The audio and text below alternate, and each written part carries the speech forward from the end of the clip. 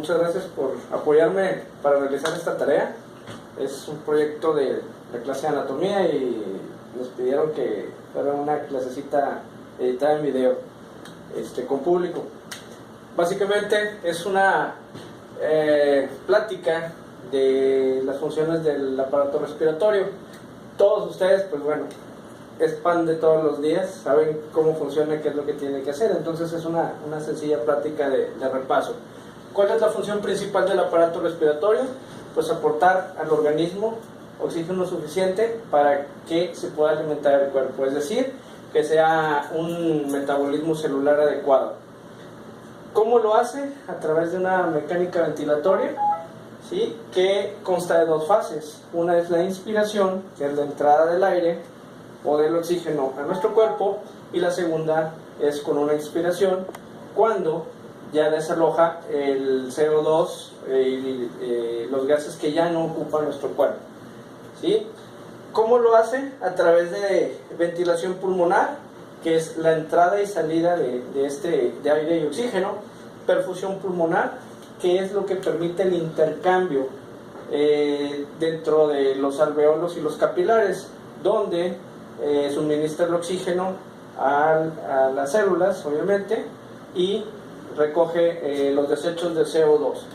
Y la siguiente fase o el proceso sería el transporte, que es a través del sistema cardiovascular, que es donde se encarga la sangre de llevar este aporte de oxígeno a todas las células a través de plasma y recoger también los desechos para posteriormente, en el proceso de la expiración, eliminar ese gas que ya no necesitamos.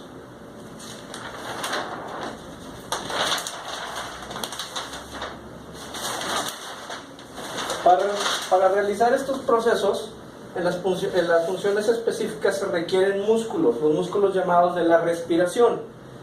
Tenemos dos tipos de músculos, los inspiratorios y los expiratorios. Obviamente se refieren a la entrada de aire y salida, como definimos hace un momento.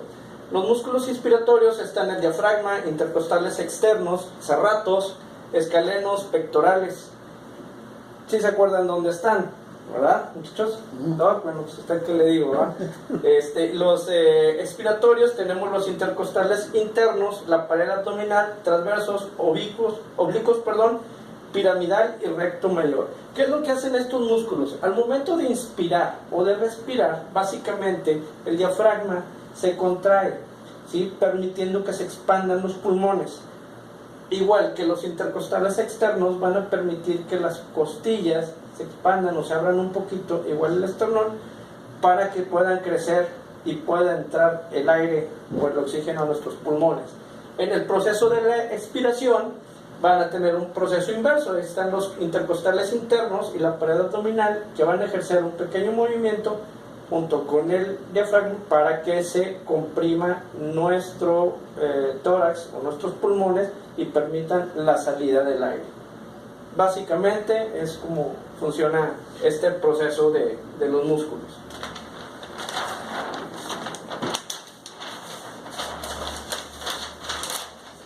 Un punto que hay que tratar aquí son las presiones de oxígeno y cómo funciona el intercambio gaseoso a nivel alveolar. La presión de oxígeno a nivel atmosférico, en la composición del aire, tenemos el nitrógeno al 79%, el oxígeno al 21%, el CO2 es 0.04% aproximadamente y hay vapor de agua que es variable.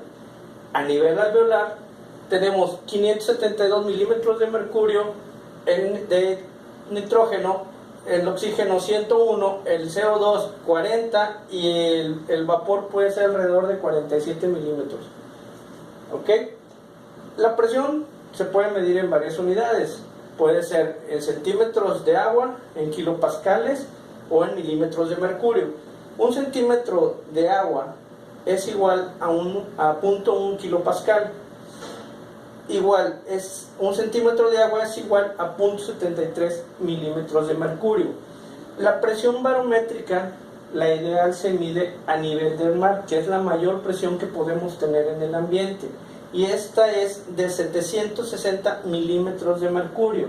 está calculado en centímetros de agua, sería el valor ideal. ¿Qué pasa con la presión atmosférica? A ese nivel nosotros tenemos una óptima aporte de oxígeno a nuestro organismo. Entre mayor sea la altura, la presión empieza a disminuir, ¿sí? ¿Qué es lo que ocurre cuando está la gente en la montaña? El llamado mal de montaña, que entre mayor sea la altura, es menor la presión de oxígeno, es decir, hay menos aporte de oxígeno a las células y entonces el proceso de nutrientes empieza a fallar. Es decir, no tenemos suficiente oxigenación a nivel cerebral, bueno, a nivel celular en general, y empezamos a tener problemas como mareos, náuseas, dolor de cabeza, podemos estar alucinando, pero es precisamente por la falta de oxígeno. ¿Cómo ocurre esto? A cierta altura, las moléculas de oxígeno se dispersan. Tú puedes estar suministrando la misma cantidad de aire o el mismo volumen de aire, pero con un menor aporte de oxígeno, porque se dispersan las moléculas de oxígeno. Entonces eso es lo que provoca que tengas un menor aporte a tu sistema. Algo que nos ayuda a determinar o entender esto es la fracción inspiradora de oxígeno, el FiO2, que todos lo conocemos. Es la porción de oxígeno en el gas que se suministra. Normalmente el oxígeno lo vamos a suministrar por oxigenoterapia a algún paciente y lo podemos expresar en porcentajes o en litros. Si es porcentaje, el mínimo que debe de absorber es 21% a 100%, que es lo que tenemos en el aire ambiente.